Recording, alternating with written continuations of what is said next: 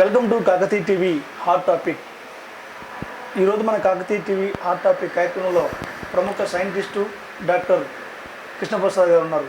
ఈ కరోనా నేపథ్యంలో మరి కరోనా ఎలా వస్తుంది, ఎందుకు వస్తుంది, మరి కరోనాకి నివారణకు మరి ప్రభుత్వం తీసుకున్న చర్యలు ఏంటి, అదేవిధంగా మరి మెడిసిన్ ఏ విధంగా అందుబాటులో ఉంది, దాంతో పాటుగా మళ్ళీ ప్రజలు ఈ సమయంలో ఏం చేయాలి అనే విషయాలు కూడా చాలా కూలంకుషంగా చెప్పడం జరిగింది.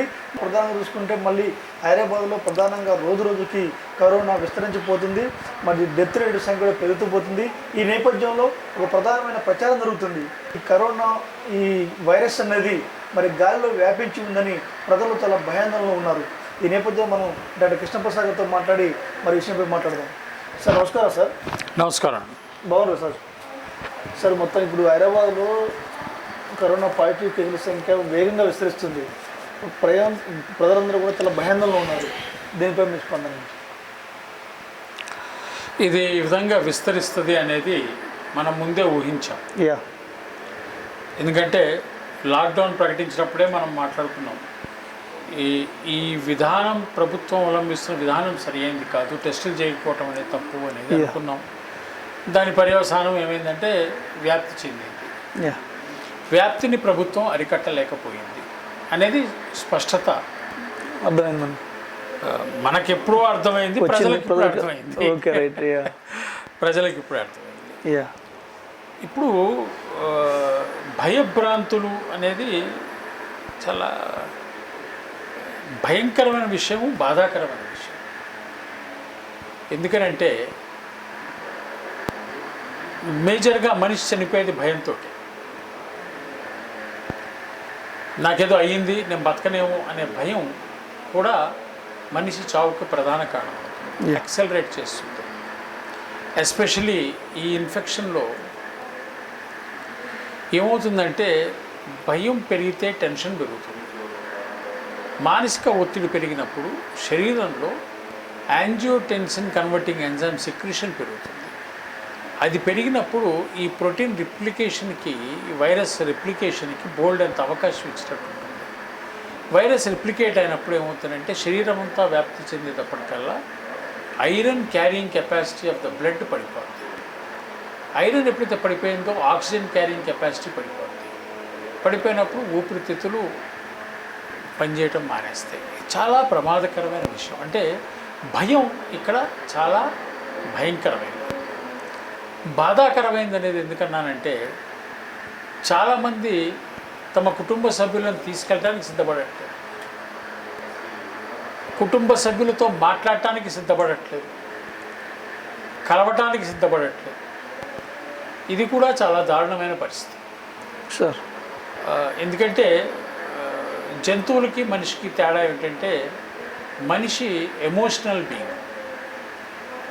మనిషికి ఆనందం అనేది కూడా ఒక ఎమోషనల్ క్యారెక్టర్. ఈ ఎమోషనల్ బీయింగ్ కనుక కట్ ఆఫ్ అయిపోతే మనిషిలో అంటే మనం మానవత్వం అనే పదంకి మృగానికి, మనం కనుక మృగానికి మనిషికి ఉన్న తేడా చూస్తే, మృగానికి ఆకలిస్తే భోంచేస్తుంది, దానికి అవసరాలకు తగ్గట్టుగా జీవిస్తుంది. మనిషి కూడా ఆకలిస్తే భోంచేసి అవసరాలు తీర్చుకునే కార్యక్రమంలో ఉంటాడు. అవసరాలు తీర్చుకునే కార్యక్రమంలో భావోద్వేగము, భావవాదము మనకి చాలా ప్రధానమైనది. మనిషి జీవించటానికి, మనిషిలో ఒక మానవుడు, మానవత్వం, మనిషి ఆనందం, ఇవన్నీ భావమే, భౌతికం కాదు. ఈ భావానికి చాలా ప్రాధాన్యత ఉంది. తల్లిదండ్రుల పట్ల ప్రేమతత్వాన్ని కోల్పోయిన, తమ జీవన సహచరుల పట్ల భయం కలిగి దూరంగా ఉండిన ఒక భావోద్వేగానికి మనిషి గురవుతాడు. నిరాశ, నిస్పృహలకు గురవుతాడు. అది చాలా ప్రమాదకరం, మంచిది కాదు. అది ఎక్కడికన్నా దారి తీస్తుంది. మానవ సంబంధాలు కూడా చెడిపోతాయి. అంటే ఇప్పుడు చాలా గొప్పగా ఉన్నాయని కాదు, కానీ ఆ ఉన్న సంబంధాలు కూడా చెడిపోయే అవకాశం పూర్తిగా చెడిపోతాయి. ఓకే సార్, నిజంగా మీరు చెప్పినట్టు ఇప్పుడు మానవ సంబంధాలు మొత్తం కూడా చాలా దెబ్బతింటున్నాయి. ప్రధానంగా చూసుకుంటే గాంధీ హాస్పిటల్లో ఎవరైతే కరోనాతో చనిపోతున్నారో ఆ శవాలను తీసుకోకపోవడానికి కూడా బంధువులు రావటం అనేది తెలుస్తుంది. ఇప్పుడు దీన్ని ఎలా చూడాలి? ఇది సమాజం యొక్క పతనావస్థని అద్దం పడుతుంది. భారతదేశంలో ఏ మతమైనా మత సాంప్రదాయాలే అంటే మన సాంస్కృతిక సాంప్రదాయంలో మనిషి జననం మరణం రెండిటికి కొన్ని సాంప్రదాయాలు ఉన్నాయి. వాటిలో శాస్త్రబద్ధత హేతుబద్ధత ఇలాంటివి చర్చ చేయకపోతే అందులో సమాజము మనిషి యొక్క సంబంధాన్ని దాన్ని చక్కగా అర్థం చేసుకోవాల్సిన అంశం. ఐన్స్టీన్ ఏమంటాడంటే man is a social animal, he is dependent on the society from cradle to grave. అంటే తనకెవరో తెలియని వ్యక్తులతో తను పుట్టినప్పుడు తనను గుర్తుపట్టని వ్యక్తులు తను గుర్తుపట్టని వ్యక్తులతో మనిషికి సంబంధాలు ఉంటాయి. ఉయ్యాలలో ఉన్న పిల్లోడిని చూసి మనం పలకరిస్తాం, పిల్లోడు మనకు తెలియకపోవచ్చు. ఆ బోసి నవ్వు పట్ల మనం ఆనందిస్తాం, ఆ పిల్లోడికి మనం తెలియకపోవచ్చు. అంటే మనకి ఆ పిల్లోడికి ఉన్న సంబంధం సమాజానికి ఆ పిల్లోడికి ఆ పిల్లకి ఉన్న సంబంధం. ఈ సంబంధం అంటే మనిషి పుట్టిన దగ్గర నుంచి సమాజం మీద డిపెండెంట్. నర్స్ ఎత్తుకోవాలి, డాక్టరు చూడాలి, తర్వాత నలుగురు కలిసి ఇంట్లో ఉన్నవాళ్ళు అందరూ ఎవరైనా ఆలనా పాలన చూసుకోవాలి.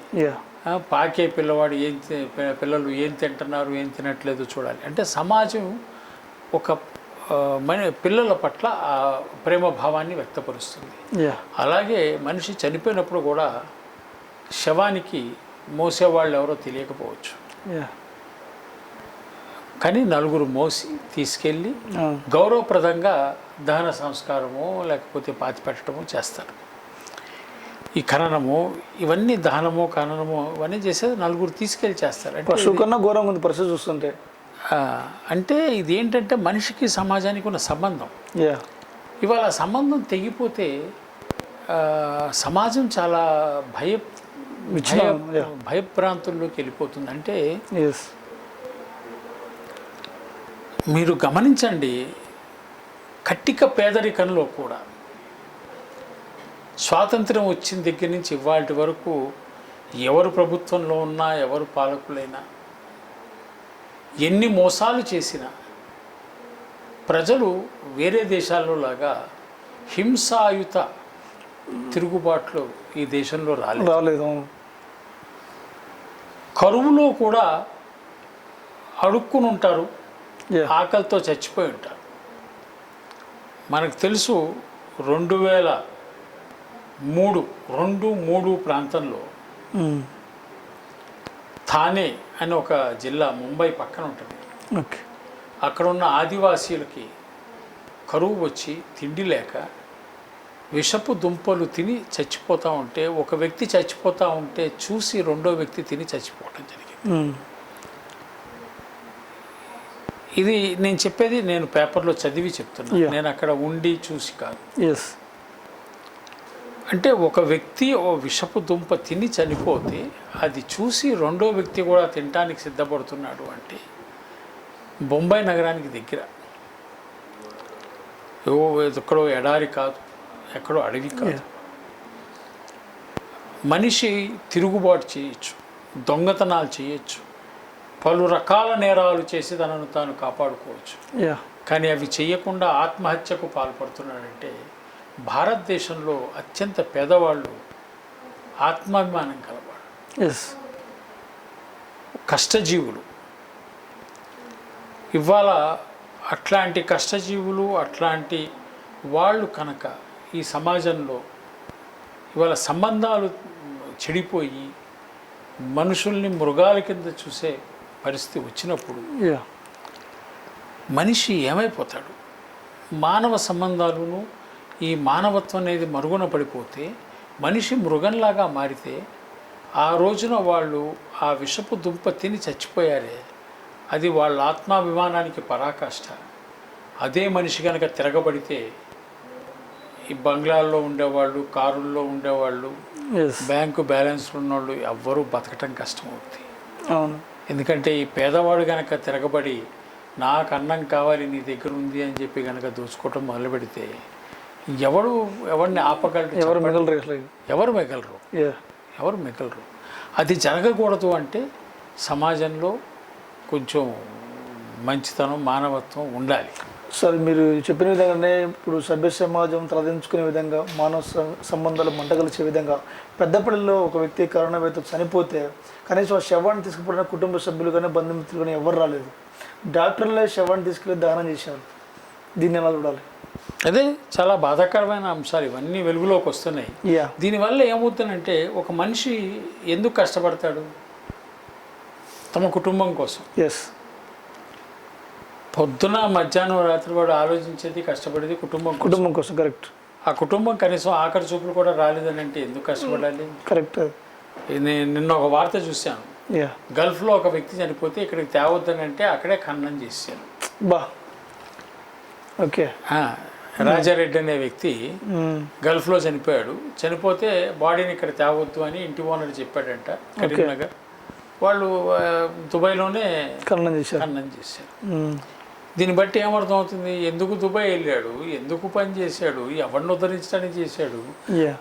కష్టపడిన వాళ్ళు కనీసం ఆఖరి చూపు కూడా రాకపోతే ఎందుకు పని చేయాలి? ఎవరి కోసం ఇదంతా? ఎవరి కోసం ఇదంతా అంటే ఏమైపోద్ది సంబంధం? సరే, మీరు చెప్పినట్టు ఇప్పుడు గాంధీ హాస్పిటల్లో పరిస్థితి చాలా భయాందోళన కలిగిస్తుంది. ప్రధానంగా చూసుకుంటే గాంధీ హాస్పిటల్లో కరోనా పేషెంట్ ట్రీట్మెంట్ చేయాలని హైకోర్టు ఆదేశాలు జారీ చేసింది. ఇప్పటికే ట్రీట్మెంట్ చేస్తున్నామని ప్రభుత్వం చెప్తుంది. దీన్ని ఎలా చూడాలి? ట్రీట్మెంట్ చేయలేదు అనే అంశం హైకోర్టు జడ్జిమెంట్ ద్వారా బయటకు వస్తుంది. ఓకే. ఇప్పుడు ఇక్కడ ట్రీట్మెంట్ గాంధీ హాస్పిటల్ ఎక్కడ అనే పాయింట్కి వస్తే మనం గమనిస్తే కనుక పెద్ద పెద్ద కార్పొరేట్ హాస్పిటల్లో కూడా ఓకే కరోనాతో అడ్మిట్ అయిన వాళ్ళు చనిపోయారు. ఎందుకని? కేంద్ర ప్రభుత్వం ప్రకటించిన వైద్య విధానాన్ని అవలంబించిన తర్వాత ఓకే ధనవంతులైన పేషెంట్లు చనిపోవడం జరిగింది. యా.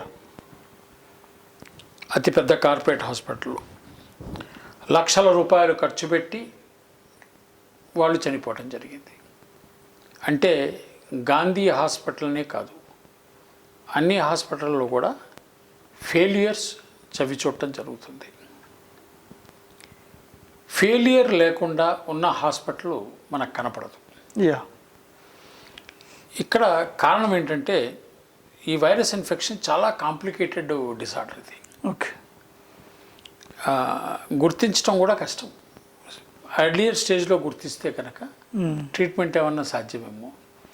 అది సాధ్యం కానప్పుడు సైటోకైన్ స్టామ్ అని ఇమ్యూనిటీ రెస్పాన్స్ కనుక జరిగినప్పుడు శరీరం అంతా వాసిపోతుంది. ఓకే. శరీరం అంతా ఒకేసారి వాచిపోయేటప్పటికల్లా పేషెంట్ హ్యాండ్లింగ్ చాలా కష్టం అవుతుంది. స్టెరాయిడ్స్తో వాటితో హ్యాండిల్ చేయాలి. హై అండ్ స్టెరాయిడ్స్ని వాడి, అవి కూడా లిమిటెడ్గా వాడి, యాంటీవైరల్స్ వాడి పలు విధాలుగా చేస్తే కొంతమంది బతికే అవకాశం ఉంది. అందరూ బతికే అవకాశం లేదు. మన రికవరీ రేటు చెప్తున్నాం బాగానే ఉందని. మన ప్రపంచంలో 3వ స్థానంలో ఉన్నామని చెప్తున్నాం. ప్రపంచంతో సమానంగా మనం టెస్టులు చేస్తే బహుశా మనం అగ్రస్థానంలో ఉంటాం. అందులో లేవు సార్. అంటే మన లెక్కలే తప్పుడు లెక్కలు. ఓకే. ఈ పరిస్థితిలో ఒకళ్ళని కరెక్ట్ అని ఒకళ్ళని తప్పని మనం అనలేం. ఓకే. ఈ వైద్య విధానం కూడాను వీళ్ళు ప్రకటించిన వైద్య విధానం లోపభూయిష్టం అనేది ప్రూవ్ అయిపోయింది. అది ఎందుకు ప్రకటించారు అనేది జవాబు వాళ్ళు చెప్పాలి. ఓకే. చెప్పలేదు. ఇక్కడ ఆర్టికల్ 21 ప్రకారం మనిషికి జీవించే హక్కు ఉంది. ప్రభుత్వం సరి అయిన వైద్య విధానం కనుక చెప్పలేనప్పుడు ప్రభుత్వం తాము ప్రకటించిన వైద్య విధానం సరి అయినది అనే నిర్ధారణ తనకు లేకుండా తను చేతలు చేస్తున్నప్పుడు అది రాజ్యాంగ ఉల్లంఘన. మనిషి జీవించే హక్కుని కాలరాయటమే. ఎస్.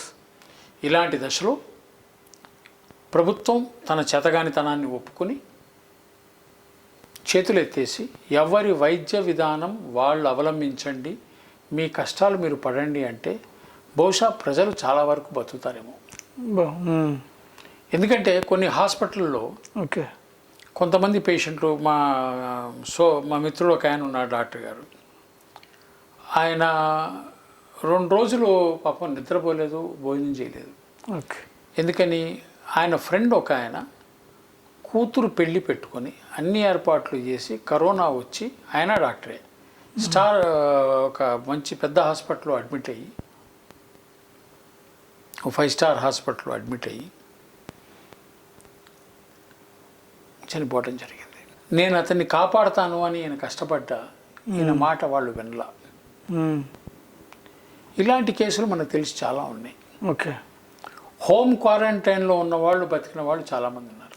ఓకే.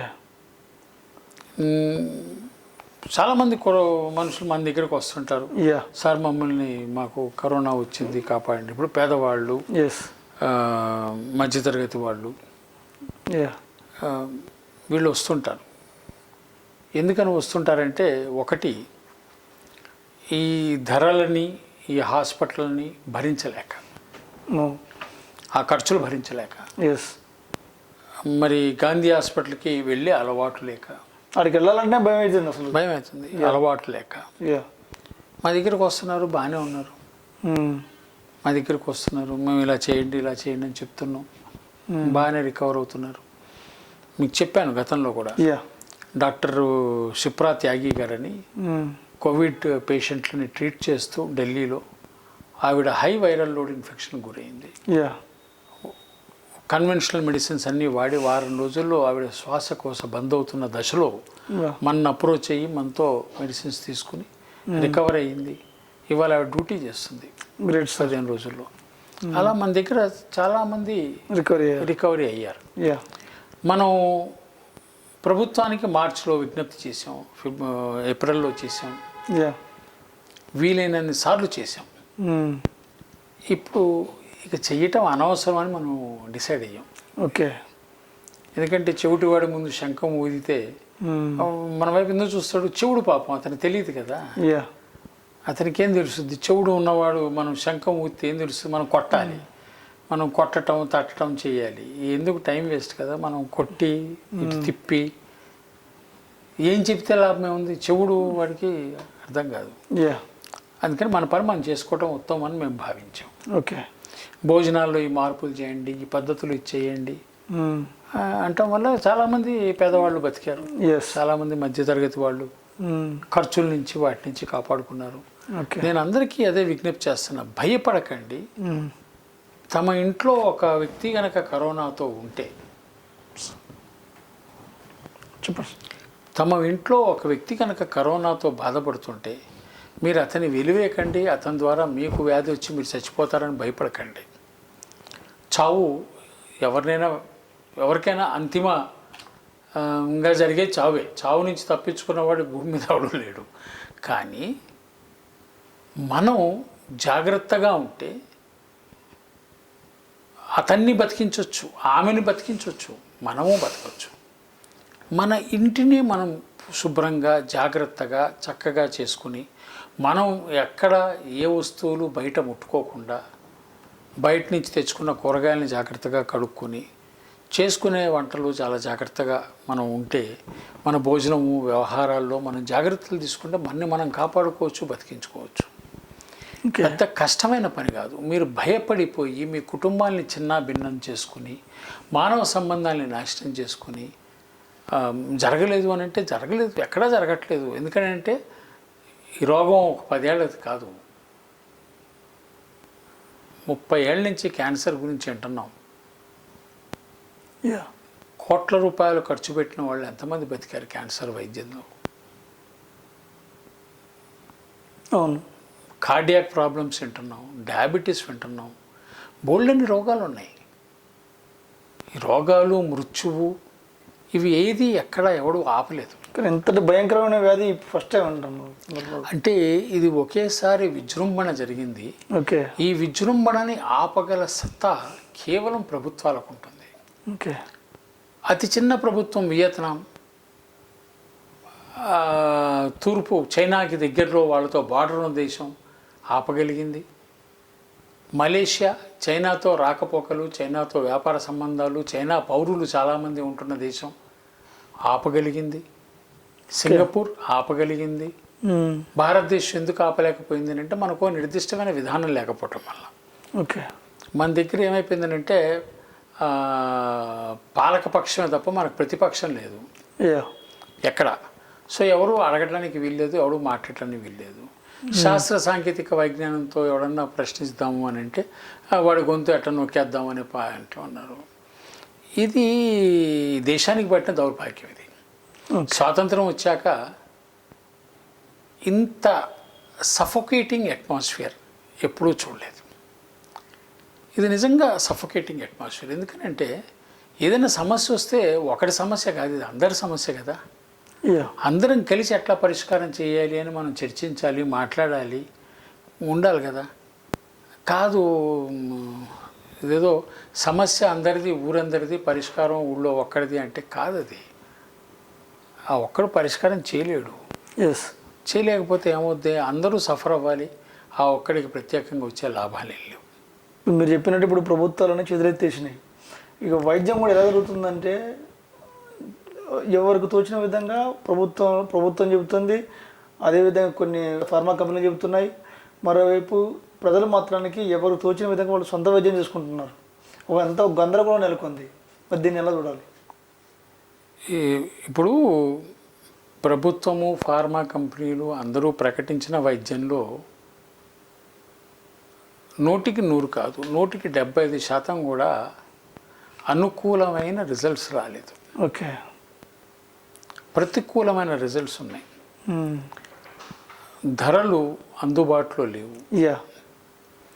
ఇలాంటి దశలో ప్రజలు వాళ్ళంతటా వాళ్ళు వైద్యం ఎత్తుక్కొని వాళ్ళ పని వాళ్ళు చేసుకుని వాళ్ళు బతకటం ఇంపార్టెంట్ కదండి. బతికిన వాళ్ళందరినీ ప్రభుత్వం ఖాతాలో వేసేసుకోమనండి. వీళ్ళందరూ బతికారంటే మేము ఇంటర్ఫియర్ కాకపోవడం వల్ల బతికారు అని అనుకోమనండి, హర్షిస్తాం.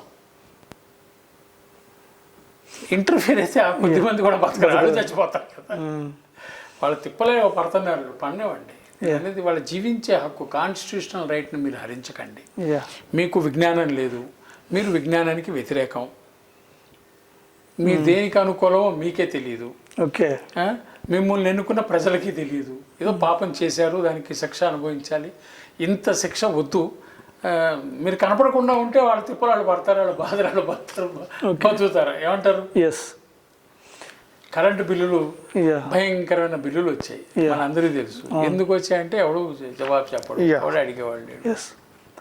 సార్ ఇంకోటి ప్రధానంగా చూసుకుంటే ఈ వైద్యం చేసిన తర్వాత అంటే ఎవరైతే కరోనా పేషెంట్ ఉన్నారో వాళ్ళు రికవరీ ఇంటికి వచ్చిన తర్వాత కూడా ఈ లంగ్స్ మీద చాలా ఎఫెక్ట్ పడుతుంది అనేది బయట జరుగుతున్న ప్రచారం. ఒక సైంటిస్ట్గా దీని మీ అభిప్రాయం? పడుతుంది, డెఫినెట్గా పడుతుంది.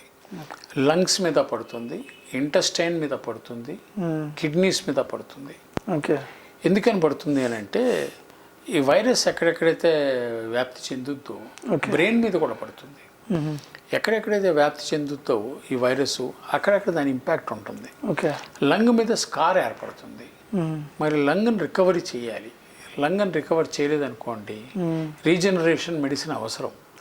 రీజనరేట్ చేస్తేనే లంగ్ నిలబడుతుంది, సాధ్యం అది.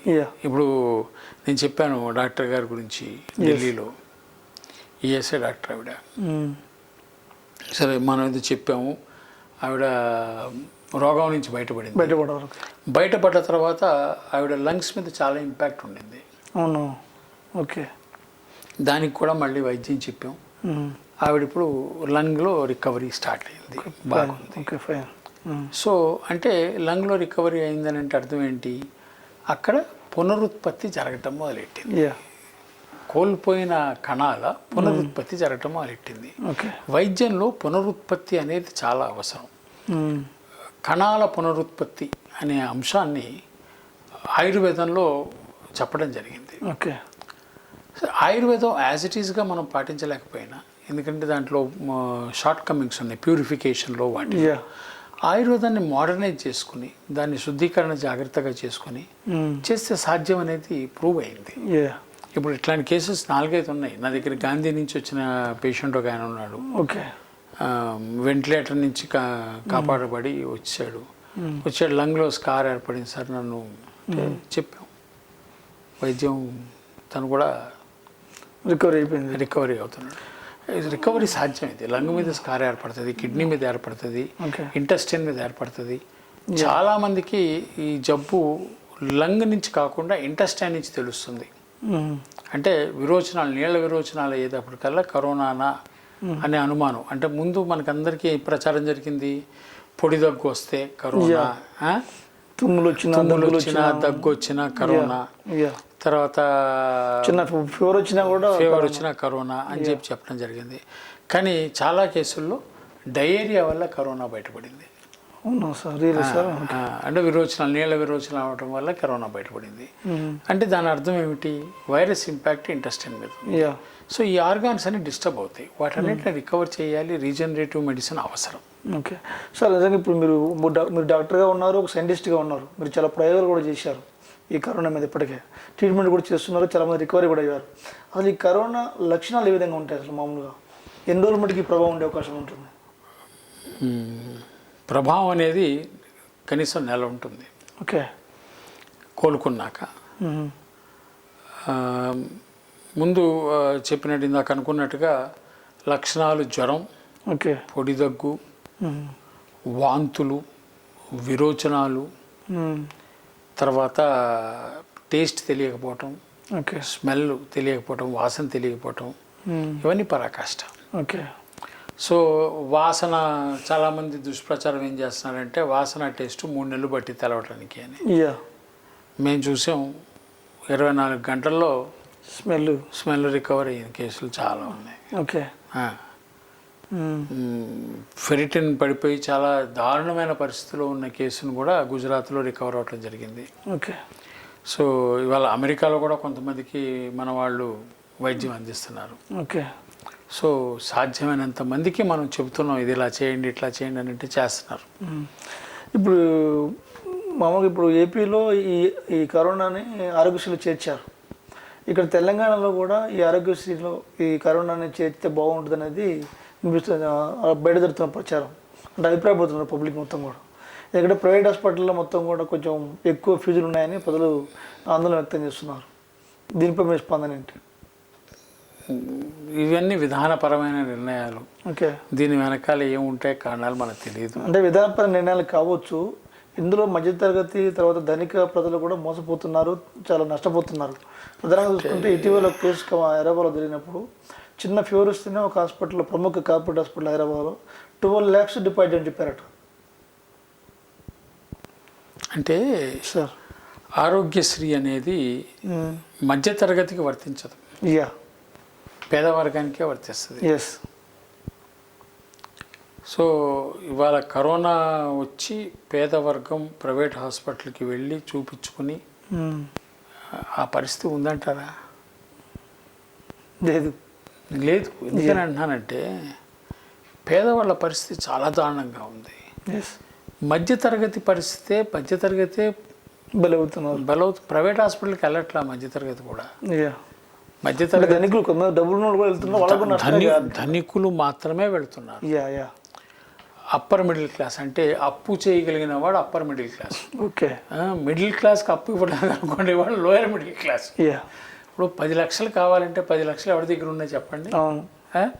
10 లక్షలు అప్పు చేయగలిగిన వాడే అప్పర్ మిడిల్ క్లాస్. వాడు మాత్రమే వెళ్ళగలుగుతున్నాడు 10 లక్షలు 20 లక్షలు. లోవర్ మిడిల్ క్లాస్ కానీ పేదవాళ్ళు కానీ ప్రైవేట్ హాస్పిటల్స్కి వెళ్ళట్లా, గాంధీకే వెళ్ళట్లా. హోమ్ క్వారంటైన్లో ఉండి ట్రీట్మెంట్ చేసుకోగలిగిన వాళ్ళు చేసుకుంటున్నారు. అండ్ చాలా వరకు సక్సెస్ హోమ్ క్వారంటైన్లోనే ఉంది. సార్ మంచి టాపిక్ సార్. ఇప్పుడు మీరు చెప్పారు ఈ హోమ్ క్వారంటైన్లో అంటే అంటే ఎటువంటి జాగ్రత్తలు తీసుకోవాలి హోమ్ క్వారంటైన్? తను ఉంటున్న రూమ్ని ఎప్పటికప్పుడు వీలైనంత వరకు శుభ్రం చేసుకోవాలి. ఓకే. శుభ్రం చేసుకోవాలంటే రోజు 2 సార్లు సాంబ్రాణి ఓకే. సాంబ్రాణిలో కొంచెం వేప నూనెను పసుపు వేసి సాంబ్రాణి పెట్టుకున్నాడు అనుకోండి, ఏ మతమైనా సాంబ్రాణి పెట్టుకోవచ్చు, హిందువులైనా ముస్లింలైనా ఎవరైనా పెట్టుకోవచ్చు. యా. సాంబ్రాణి పెట్టుకుంటే రూమ్లోకి ఉన్న వైరస్ బ్యాక్టీరియా ఇవన్నీ పోతూ ఉంటాయి.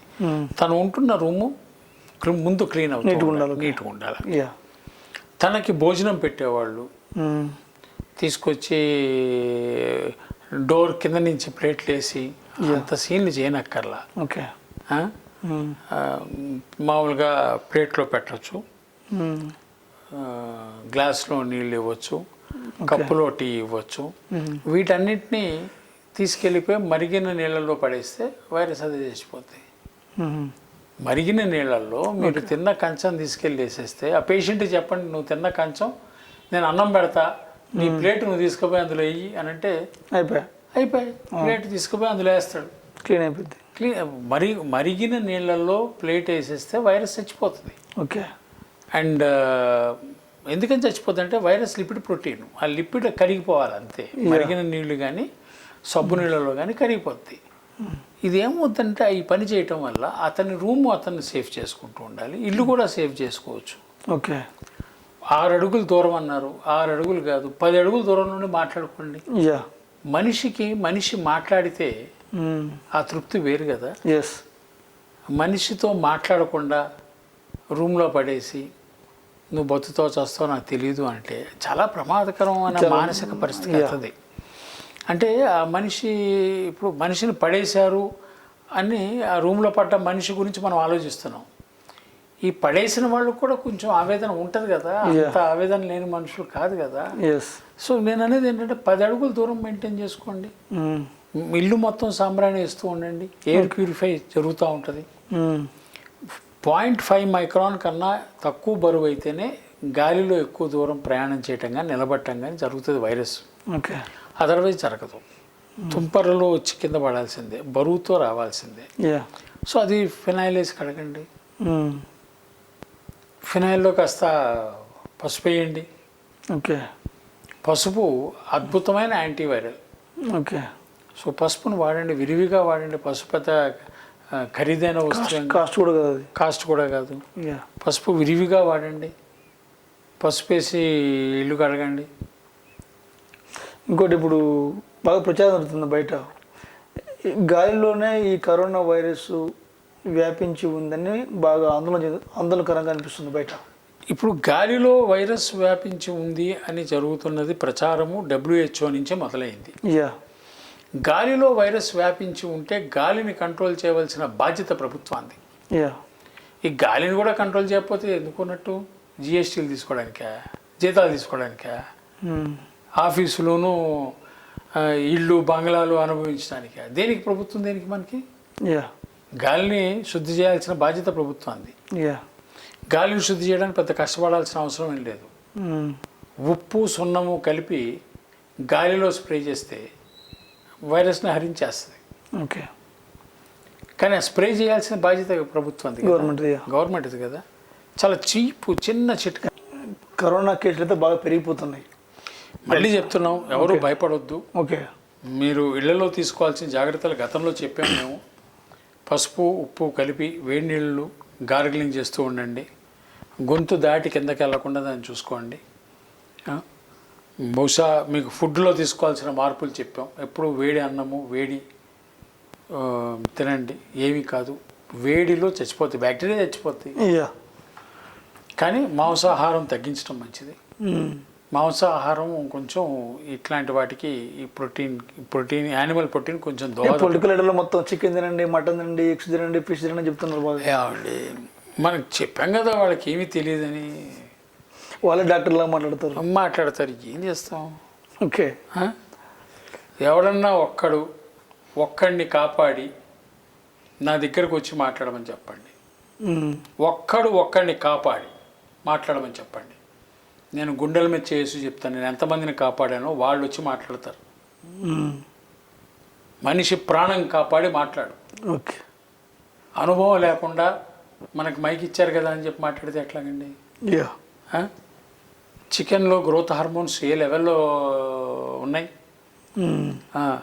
ఎంత డేంజరస్ ఎవరికి తెలియదు. అది గ్రోత్ హార్మోన్స్ రిస్ట్రిక్ట్ చేసి చికెన్ మీరు అమ్ముతున్నారా? అమ్మట్లేదు. ప్రమాదం ఏమిటంటే మొత్తం విషయం అర్థం చేసుకుని మాట్లాడాలి. ఎవరో ఎజెండా మాట్లాడకూడదు. అవును. Okay, thank you very much sir. Thank you అండి. సార్, ఇప్పటికీ కొన్ని నెలలు గడుస్తుంది, కరోనా ప్రభావం విస్తరిస్తుంది, ప్రజలు చాలామంది చనిపోతున్నారు. అయినా ప్రభుత్వం, కేంద్ర రాష్ట్ర ప్రభుత్వాల స్పందన ఆ దశలో లేదనిపిస్తుంది. ఈ విషయంలో కేంద్ర రాష్ట్ర ప్రభుత్వాలు మొత్తం కూడా వైఫల్యం చెందనిపిస్తుంది. ప్రతి మనిషికి ఇప్పటికి కూడా కరోనా టెస్టులు చేయించలేని పరిస్థితులు ఉన్నాయి. మరి దీనిపై మీ స్పందన ఏంటి?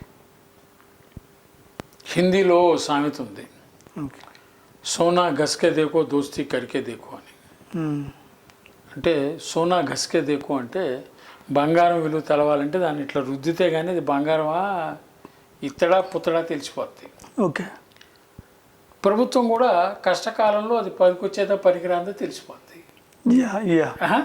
ఇప్పుడు ప్రభుత్వం తెలిపోయింది, ప్రభుత్వం తెలిపోయింది. ప్రభుత్వాలు దేని పనికిరావని తెలిపోయింది. చాలా స్పష్టంగా చెబుతున్నా సార్, ప్రజల్ని కొట్టి లాక్డౌన్ పెట్టిన ప్రభుత్వం ఓకే ప్రజలకి మందు తయారు చేయటంలో విఫలమైంది, తయారుగా ఉన్న మందుల్ని ఐడెంటిఫై చేయటంలో విఫలమైంది, మందుల్ని అందించడంలో విఫలమైంది, వైద్య విధానం స్పష్టం చేయటంలో విఫలమైంది, ఆర్థిక పరంగా ప్రజల రవాణాని ఏర్పాటు చేయడంలో విఫలమైంది.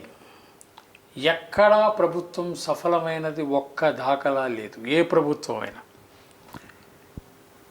ఎప్పుడైతే ప్రభుత్వం విఫలమైపోయిందో దీన్ని బట్టి మనకు అర్థమయ్యేది ఏమిటంటే రాజ్యాంగ సవరణ, లోకల్ బాడీస్ ఎంపవర్మెంట్ అనే అంశం మీద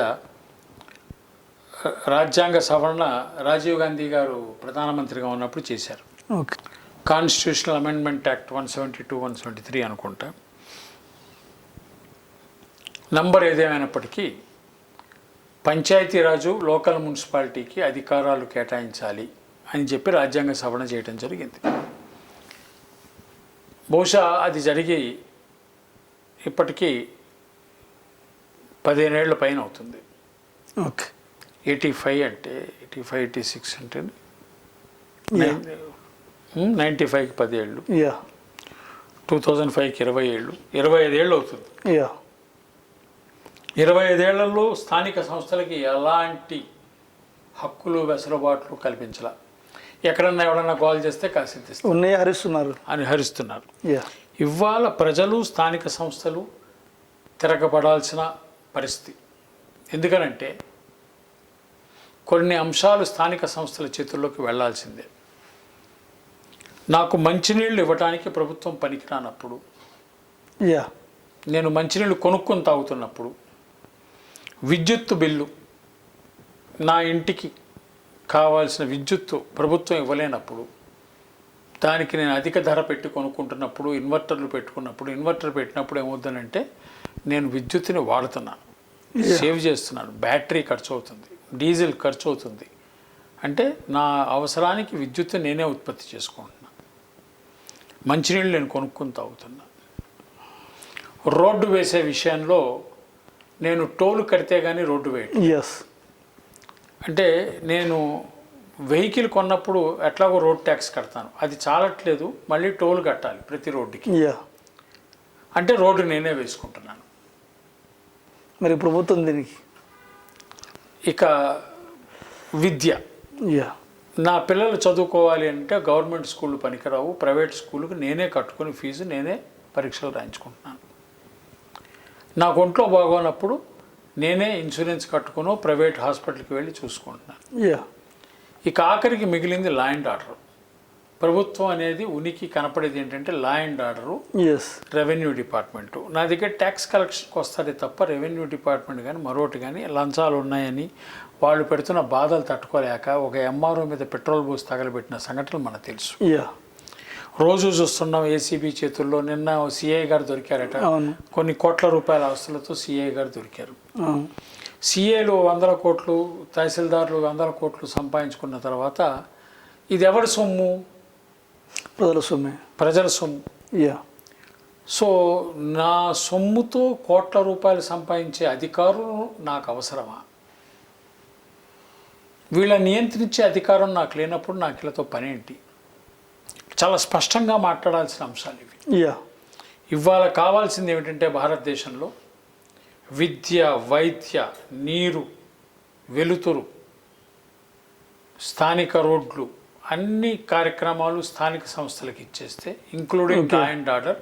యా, అమెరికాలో లా అండ్ ఆర్డర్ కూడా డీసెంట్రలైజ్డ్ ఉంటుంది. ఓకే. మేయర్ కంట్రోల్లో పోలీస్ కమిషనర్ ఉంటాడు, గవర్నర్ కంట్రోల్లో ఉండడు. ఓకే. కాబట్టే ఒక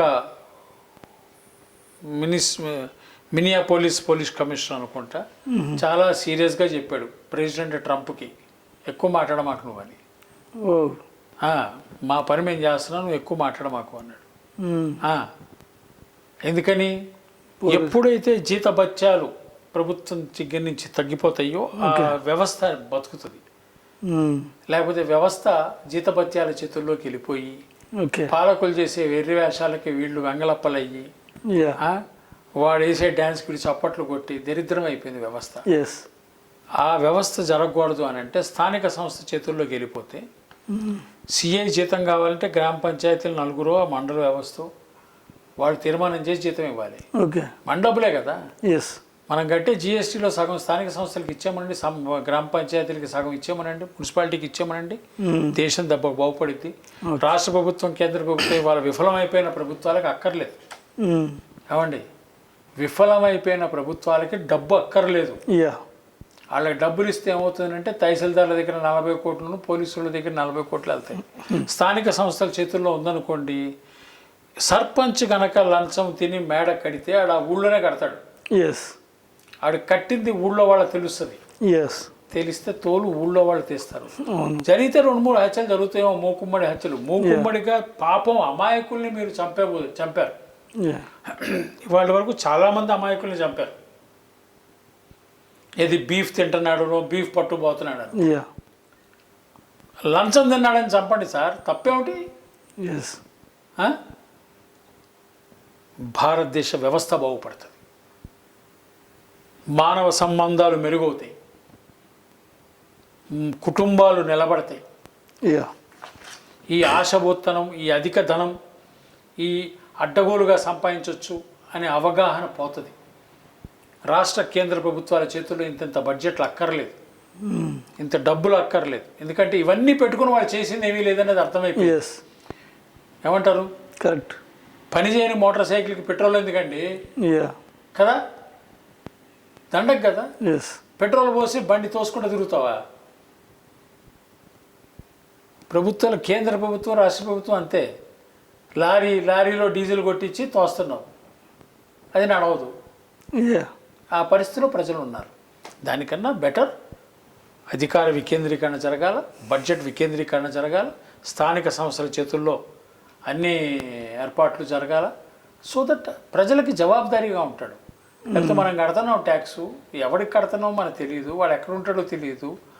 వాడు 6 నెలలకు ఒకసారి, 3 నెలలకు ఒకసారి టీవీలో కనపడి మనకు ఒక గీతోపదేశం చేసి వెళ్ళిపోతాడు. ఎవడో ఒకరిని తిట్టి వెళ్ళిపోతాడు. తిట్టడానికి ఇవ్వట్లేదు సార్ ఉద్యోగాలు, తిట్టడానికి ఇస్తున్నాం ఉద్యోగాలు. ముఖ్యమంత్రులు కానీ, ప్రధానమంత్రులు కానీ, కేంద్ర మంత్రులు కానీ, రాష్ట్ర మంత్రులు కానీ ప్రతిపక్షాన్ని తిట్టారనుకోండి, తిట్టుకి ₹1,00,00,000 చొప్పున వసూలు చేయాలి. అంటే నువ్వు పని చేయకుండా ఉల్టా తిడుతున్నావా? అంతే కదా. నీకు ఉద్యోగం ఇచ్చింది పని చేయడానికి, ఖచ్చితంగా ఉద్యోగమే. ఎందుకని? నువ్వు జీతం తీసుకుంటున్నావు, జీతం తీసుకుని ఉద్యోగం చేస్తున్నావు. కానీ ప్రజల నుంచి ఎన్నుకోబడ్డావు కాబట్టి నిన్ను గౌరవనీయులు అంటారు. గౌరవ ముఖ్యమంత్రి, గౌరవ ప్రధానమంత్రి, గౌరవ మంత్రి అంటాం. ఎందుకని? గౌరవం కూడా ఇస్తున్నాం జీతంతో పాటు. జీతంతో పాటు గౌరవం కూడా ఇస్తున్నాం. ఈ జీతం మన ట్యాక్స్ డబ్బుల నుంచి ఇచ్చినాయి. తిట్టడానికైతే జీతాలు ఇవ్వంగా, ఏమండి? ఇవ్వం కదా. వీళ్ళందరూ తిట్టే కార్యక్రమంలో ఉన్నారు ఒకళ్ళనొకళ్ళు. ఈ డ్రామాలో వద్దు. మీకు చేత వద్ది, చేత కాదు. మన ఇంట్లో డ్రైవర్ ఉంటాడు, కార్ డ్రైవర్ పెట్టుకుంటాం. 2 యాక్సిడెంట్లు చేశాక మీరు ఉంచుకుంటారా, తీసేస్తారా? తీసేస్తాం కదా. తీసేయండి సార్. వీళ్ళని కూడా ఫెయిల్ అయిపోయింది. కరోనా వీళ్ళ నైపుణ్యతని, వీళ్ళ జాతకాలని, వీళ్ళ బతుకు తెరువుని, వీళ్ళ లోతుల్ని, వీళ్ళ పాతుల్ని, వీళ్ళ బతుకుని బట్ట బయలు చేసింది. గత 5 నెలలుగా ప్రజల కళ్ళ ముందు నగ్న చిత్రం వచ్చేసింది, ఎక్స్రే వచ్చేసింది వీళ్ళది. వీళ్ళు దేనికి పనికిరాని చెత్తవదలని ఎక్స్రే వచ్చేసింది. అంటే ఎప్పటికైనా పబ్లిక్లో అవేర్నెస్ వచ్చిందంటారా? రాకపోతే పబ్లిక్ వాళ్ళ తిప్పలాళ్ళు ఎందుకు పడుతున్నారు? వాళ్ళ గోళాలు చేసుకుంటున్నారు. ఓకే. వీళ్ళ దగ్గరికి వెళ్ళి లైన్లో నిలబడి చచ్చిపోవట్లేదుగా. ఓకే, అవునా కదా? భవిష్యత్తు రాజకీయాల మీద కూడా ఈ కరోనా ప్రభావం ఉండబోతుంది. ఖచ్చితంగా ఉంటుందండి. ఎందుకు ఉండదు? ఖచ్చితంగా ఉంటుంది. మనం 4 నెలల నుంచి చెబుతున్నాం, ఉత్తరాలు రాసాం. ఇవాళ నేను చెబుతున్నా, నేను తిట్టే కార్యక్రమంలో లేను. నేను పరిష్కారం చేసి మాట్లాడుతున్నా. నేను పరిష్కారం చేసి మాట్లాడుతున్నా, చూపించి మాట్లాడుతున్నా. మిమ్మల్ని గుర్తించి మీకు వినతి పత్రాలు సమర్పించి మీరు కళ్ళు మూసుకుని ఉంటే, మీరు గుడ్డివాళ్ళైనా సరే చెవుల్లో చెప్పి, చెవులు మూసుకుంటే సైగలు చేసి మేము ప్రయత్నాలు అన్నీ చేసాం. ఇంత అంగవైకల్యం ఉన్న ప్రభుత్వంతో మనకేం పనండి కదా? స్ట్రెచ్చర్ మీద, వీల్ చైర్ మీద ఉన్నవాడు మన పాలించేది. మనం మోసుకోవాలి, వాడిని పోయాలా కదా? Correct. You can't carry a blind and deaf government. There must be a strong reason for them to become blind and deaf. ఒక ప్రభుత్వం గుడ్డిది చెవిటిది అయిందంటే చాలా పెద్ద కారణమే ఉండవచ్చు. ఆ కారణం మెదడు నుంచి వచ్చింది, లాభం నుంచి వచ్చింది. కాబట్టి విషయాలు తేల్చుకోవాల్సిన సమయం ఏర్పడింది. అందుకనే వాళ్ళ హైకోర్టులు, సుప్రీంకోర్టులు ఏ స్థాయిలో స్పందిస్తున్నాయి, ఎంత స్పందిస్తున్నాయి? ప్రతి అంశం హైకోర్టుకి వెళ్ళాలా? ప్రతి అంశం హైకోర్టు నిర్దేశిస్తే ఇంకెందుకండి పరిపాలన? ఇప్పటికి కూడా మించిపోయింది ఏం లేదు. ఇప్పుడు వీళ్ళు పెద్ద గొప్ప ప్రతిభావంతులు గారు, సర్పంచులు తక్కువ ప్రతిభావంతులు గారు. వీళ్ళు ఎంత స్థాయో సర్పంచులు కూడా అంతే స్థాయి. నా అభిప్రాయం, రాష్ట్ర ప్రభుత్వాలు, కేంద్ర ప్రభుత్వాలు, సర్పంచులు, మున్సిపల్ చైర్మన్లు, మేయర్లు అందరూ ఒకటే స్థాయి. పెద్ద వ్యత్యాసం ఏం లేదు. వీళ్ళ ఆలోచనలు ఏం లేదు. ఎక్కువ డబ్బులు దొరికితే ఎక్కువ డబ్బులు ఎత్తుకుపోతారు, తక్కువ డబ్బులు ఉంటే ఈడు అందుబాటులో ఉంటాడు. కనీసం కొన్నన్నా పనులు చేస్తాడు. ప్రజలు కొడతారనే భయం అన్నా ఉంటుంది. లేకపోతే ఏమవుతుందంటే, ప్రజలకు అందుబాటులో లేని పాలకులు ఉంటే ఇబ్బంది. అందుబాటులో ఉండాలా, అందుబాటులో ఉన్నవాడి దగ్గరే బడ్జెట్ ఉండాలా, వాడికి అన్ని పనులు బాధ్యతలు ఉండాలి. బాధ్యతలు, డబ్బులు మనకు అందుబాటులో ఉన్నవాడి దగ్గర ఉందనుకోండి, జాగ్రత్తగా పనిచేస్తాడు సార్,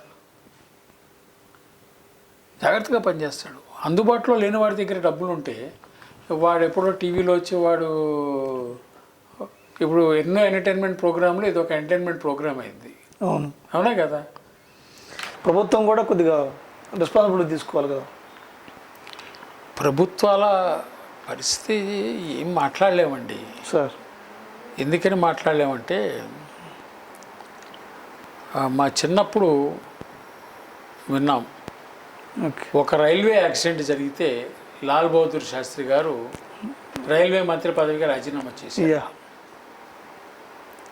ఈ మధ్య మనం ముఖ్యమంత్రుల్ని, ప్రధానమంత్రులు అందరినీ చూస్తున్నాం. ఎవరిని దుమ్మెత్తి పోసుకుంటున్నారో, ఏం తిడుతున్నారో, ఏం చేస్తున్నారో, ఏమి లూటీలు జరుగుతున్నాయో దానికి ఎవడు సిగ్గుపడట్లేదు. ఎప్పుడైతే మనకి ఆదర్శవంతమైన నాయకత్వం లోపిస్తుందో ఇక పాలకుల వైపు, ప్రభుత్వం వైపు చూడటమే అవివేకం. చూడకూడదు. అందుకనే మనం అప్పీలు సమాజానికే చేయాలి. ఇక్కడ ఇవాల్టి పరిస్థితుల్లో మధ్యతరగతి పాత్ర చాలా పెద్దది. ఈ గాంధీ హాస్పిటల్ కేసులన్నీ కూడా మధ్యతరగతివి, పేద వర్గానివి కావు. పేదవాళ్ళు బహుశా గాంధీ దాకా కూడా రాకుండా దారిలోనే చనిపోతూ ఉండొచ్చు. మనం మొన్నో పేపర్లో వార్త వచ్చింది, ఒక వ్యక్తి బస్సులో ప్రయాణం చేస్తూ చనిపోతే బస్సు ఆపి దింపేశారని. అంటే పేదవర్గం చనిపోవటం, వాళ్ళ అనాథ శవాలుగా మారటం అనేది మనం పెద్దగా వినం. ఎందుకని వినమంటే పేద వర్గాల్లో చనిపోయినా వాళ్ళు తీసుకుపోయి వాళ్ళ దగ్గర ఉన్నది అది లెక్కల్లో కూడా రాదు, పేపర్లో కూడా రాదు, టీవీలో కూడా రాదు. మనం వాస్తవం మాట్లాడు. కరెక్ట్. గాంధీ హాస్పిటల్ లాంటి ఇన్సిడెంట్లన్నీ మధ్యతరగతికి చెందినవి. మధ్యతరగతి గనక ఇలాంటి భయభ్రాంతులకు గురయ్యి మనుషుల్ని తమ సమాజంలో తమకు తాము వెలివేసుకుని ఈ పరిస్థితుల్లోకి నెట్టివేయబడితే మధ్యతరగతిని ఆదర్శంగా తీసుకునే పేదవర్గం మీద దీని ఇంపాక్ట్ ఉంటే, పేదవర్గం కనుక భౌతికమే జీవితం భావవాదాన్ని మర్చిపోయి మానవత్వం మానవ సంబంధాలని మర్చిపోతే ఈ మధ్యతరగతి మిగలదు, ధనిక వర్గం మిగలదు. ధనిక వర్గము మధ్యతరగతి బతకాలి అని అంటే వాళ్ళు ఆదర్శంగా నిలబడాల్సిన అవసరం ఇది. ఎందుకంటే పేదవాడు తిరగబడితే వాడి దగ్గర పోయేదేమీ లేదు. వీళ్ళు నా ఇల్లు, నా పిల్లలు, నా భార్య, నా ఆస్తి, వీడిది ఏం పోయినా కూడా నష్టమే. వీడు చాలామంది నాకు తెలిసిన వాళ్ళు ఉన్నారు, సహచరుల కన్నా సహధర్మచారుల కన్నా కార్లను ప్రేమించేవాడు. ఆడి కారు ఎవరన్నా బద్దలు కొట్టినా ఎత్తుకెళ్ళిపోయినాడు, ఏమైపోతాడు. అంటే వస్తువుల పట్ల అంత వ్యామోహం పెరిగిపోయి ఉన్న మధ్యతరగతి ఏమవుద్ది ఆ మధ్యతరగతి. అందుకని వాళ్ళని వాళ్ళు కాపాడుకోవాలంటే వాళ్ళు భౌతికవాదం నుంచి భావవాదం వైపుకి రావాలి. మానవ సంబంధాలు, తమ పెద్దవాళ్ళ పట్ల మంచి మర్యాద పద్ధతి పడువు అలవర్చుకోవాలి. అవకాశం దొరికింది కదా వదిలేద్దాం తల్లిదండ్రుల్ని అనే ధోరణిలోకి ఏదైతే వెళుతున్నారో చాలా ప్రమాదకరమైన ధోరణి. రేపు పొద్దున్న కుక్కల కన్నా హీనమవుద్ది వీళ్ళ బతుకు. తల్లిదండ్రులు వాళ్ళ పశువులు అనుకుంటున్నారు కానీ రేపు పొద్దున్న వీళ్ళ బతుకులు కుక్కల కన్నా ఘోరం అవుద్ది. అది వీళ్ళు అర్థం చేసుకోవట్లా. ఎందుకంటే వీళ్ళ కుటుంబాన్నే కాదు వీళ్ళ సమాజాన్ని కూడా చెడగొడుతున్నారు. కరెక్ట్. మీకు ఇక్కడ ఒక అంశం చెప్పాలి, ఇంటర్వ్యూలో భాగమో కాదో తెలియదు కానీ ఈ ప్రపంచంలో భౌతికవాదం అనే అంశాన్ని బాగా ప్రచారంలోకి తెచ్చిన వాళ్ళు హెగెల్, అంటే వర్తమాన కాలంలో కార్ల్ మార్క్స్. కార్ల్ మార్క్స్ భౌతికవాదం భావవాదం అనే అంశం మీద చర్చ జరిగినప్పుడు ఈ మెకానికల్ మెటీరియలిజంని తను వ్యతిరేకిస్తున్నట్టుగా ప్రకటించాడు. ఆదర్శమైన భావాలు లేని భౌతికవాదం వ్యర్థము, నిరర్ధకము అని చెప్పాడు. అంతకన్నా స్పష్టత ఇంకెందులోనూ ఉండదు. ఫుల్ క్లారిటీ అంతకన్నా స్పష్టత ఎక్కడ ఉండదు. నేను ఎందుకని ఈ వ్యత్యాసాన్ని చెప్తున్నానంటే మన పరిస్థితి ఎలా ఉందంటే మన మధ్యతరగతి మనం పొద్దున్న లేసి దేవుడికి దండం పెడతాం. నాకు ఆరోగ్యాన్ని ఇవ్వు, నాకు ఐశ్వర్యాన్ని ఇవ్వు, నాకు ప్రమోషన్ ఇవ్వు, నాకు డబ్బు ఇవ్వు, నాకు అనే బెగ్గింగ్ బోల్తో అడుక్కుంటున్నాం. పొరపాటును కూడా నా తల్లి ఆరోగ్యం కూడా బాగుండాలి, నా తండ్రి ఆరోగ్యం కూడా బాగుండాలి, టైం ఉంటుంది దానికి. గుళ్ళోకి వెళ్తారు, గుళ్ళోకి వెళ్ళిన తర్వాత తన పేరు, తన భార్య పేరు, తన పిల్లల పేరు తప్ప తన తల్లిదండ్రులు అనేవాళ్ళు కూడా ఉన్నారు, వాళ్ళ మూలంగా తను పుట్టాడు, వాళ్ళ పేరు చెప్పాలి అనే ఆలోచన ఉండదు. ఎందుకని చెప్తున్నానంటే ఇది భౌతికవాదం. లాస్ట్ టైం ఇంటర్వ్యూలో కూడా చెప్పాను నేను. పశువులు, పక్షులు ఇవన్నీ తమ పిల్లల్ని తాము పోషిస్తాయి బాధ్యతగా, ఏదో ఆశించి కాదు. ఇవాళ వీళ్ళు తమ తల్లిదండ్రుల పట్ల చేసే ప్రవర్తన వీళ్ళ పిల్లలకి ఆదర్శం కాదా? ఆదర్శమే కదా. ఆదర్శమైనప్పుడు వీళ్ళకి కనీసం ఓల్డేజ్ హోమ్లు ఉన్నాయి, వాళ్ళకి అవి కూడా ఉండకపోవచ్చు. ఎందుకంటే అందరూ ఓల్డేజ్ హోమ్కి వెళ్దామంటే అన్ని హోమ్లు అన్ని రూమ్లు ఉండొద్దు, అది కూడా ఉండకపోవచ్చు. ఎందుకంటే ఇది ప్రమాదకరమైన సంకేతము. దీంట్లో నేను ప్రభుత్వం వైపున చూడని కూడా చూడొద్దు అంటున్నాను. ఎందుకని అన్నానంటే ఆదర్శవంతమైన వాడు నాయకత్వం వహిస్తే అతని వైపున మనం చూసి నేర్చుకోవచ్చు. మన నాయకులు భాష, నడవడిక, వాళ్ళ మీద వస్తున్న పుకార్లు ఇవన్నీ చూశాక వీళ్ళు సమాజానికి ఆదర్శవంతులు అవుతారా? వీళ్ళని ఆదర్శంగా తీసుకోవచ్చా? వాళ్ళ వైపు ఏం ఆశించి చూడవచ్చు? ఇది ప్రశ్నలే. ఈ ప్రశ్నలకి జవాబులు లేవు. ఈ జవాబులు మనమే వెతుక్కోవాలి. ఇప్పుడు సమయం ఏమిటంటే మధ్యతరగతి చాలా పెద్ద పాత్ర పోషించాలి. మధ్యతరగతి ఈ రోగంతో పోరాటం చేయాలి. సమాజంలో తమ వంతు కర్తవ్యాన్ని నిలబెట్టుకోవాలి. తమ కుటుంబ సభ్యుల్ని వాళ్ళని తను కాపాడుకోవాలి. ఒక మంచి సమాజాన్ని కంటిన్యూయేషన్ చేయగలగాలి. చేయకపోతే పతనావస్థ చాలా భీకరంగా ఉంటుంది. ఇది ఈరోజు కాకతీయ టీవీ హాట్ టాపిక్ కార్యక్రమంలో డాక్టర్ కృష్ణప్రసాద్ గారు చెప్పిన విషయాలు. నమస్తే. Hello everybody, this is Lipsika. Please subscribe to Kakatiya TV. Please subscribe to Kakatiya TV. Please subscribe. Please subscribe. Hi, నేను RJ Kajal. Subscribe to Kakatiya TV. చాలా interesting updates and interesting content ఉంటుంది కాకతీయ టీవీలో. So డెఫినెట్గా subscribe చేసుకోండి. And కింద కనిపిస్తున్న bell ఐకాన్ని కూడా మీరు నొక్కితే మీకు ఇన్స్టెంట్గా అప్లోడ్ చేసిన వెంటనే నోటిఫికేషన్ కూడా వస్తుంది కాబట్టి డూ సబ్స్క్రైబ్.